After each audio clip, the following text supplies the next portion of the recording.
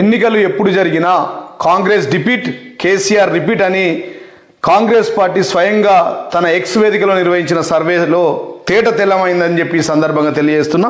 వారు నిర్వహించిన సర్వేలోనే కేసీఆర్ పైన పూల వర్షం, రేవంత్ పాలన పైన రాళ్ల వర్షం కురిపించారని చెప్పి ఈ సందర్భంగా తెలియజేస్తూ ఉన్నా.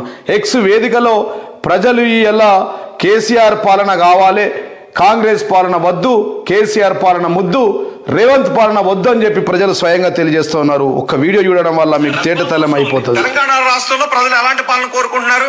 ఏ ఫామ్ హౌస్ పాలన, బి ప్రజల వద్దకు పాలన అంటూ 66.1% మంది స్కోర్ చేస్తే 33.9% మంది ప్రజల వద్దకు పాలన అంటూ కాంగ్రెస్ అంటూ పోస్ట్ చేశారు. ఇప్పుడు దీనిపై రాజకీయ వర్గాల్లో జరుగుతున్న చర్చ ఏంటి?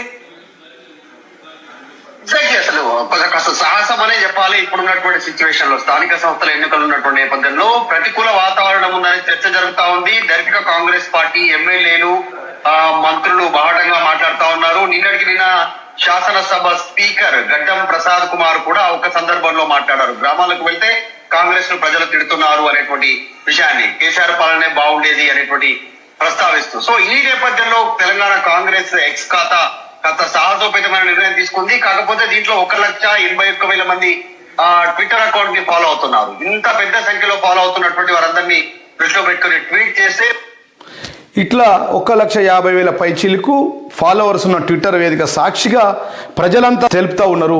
ఇది కాంగ్రెస్ పార్టీ ఇంటి పార్టీ కాదు, ఇది ప్రజలను తెలంగాణ ప్రజలను దోచుకుంటే 420 పార్టీ అని చెప్పి ఈ సందర్భంగా తెలియజేస్తున్నా.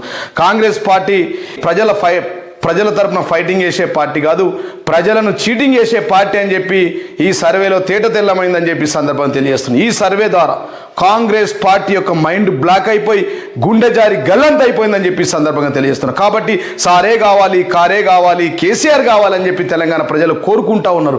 ఈ రాష్ట్ర ప్రజలంతా కన్నీరు పెడతా ఉన్నారని చెప్పి సందర్భంగా తెలియజేస్తున్నాం. కాబట్టి మరి ఇకనైనా ఈ విషయం పైన మొత్తం రాష్ట్ర వ్యాప్తంగా రాష్ట్రంలో ఉన్న టీవీ ఛానళ్లలో, దేశంలో ఉన్నటువంటి జాతీయ ఛానళ్లలో, చివరికి కాంగ్రెస్ పార్టీలోని రాహుల్ గాంధీ దగ్గర, సోనియా గాంధీ దగ్గర ఈ చర్చ కొనసాగుతుందని చెప్పి ఈ సందర్భంగా తెలియజేస్తున్నాం. ఇకనైనా ఈ రాష్ట్ర ముఖ్యమంత్రి రేవంత్ రెడ్డి గారు తెలంగాణ తొలి ముఖ్యమంత్రి మీద మాట్లాడడం, తిట్టడం బంద్ చేసి ఒకవేళ కనుక తిట్టు తిడతా మాత్రం ప్రజలు తిరగబడతారని చెప్పి సందర్భంగా తెలియజేస్తాం.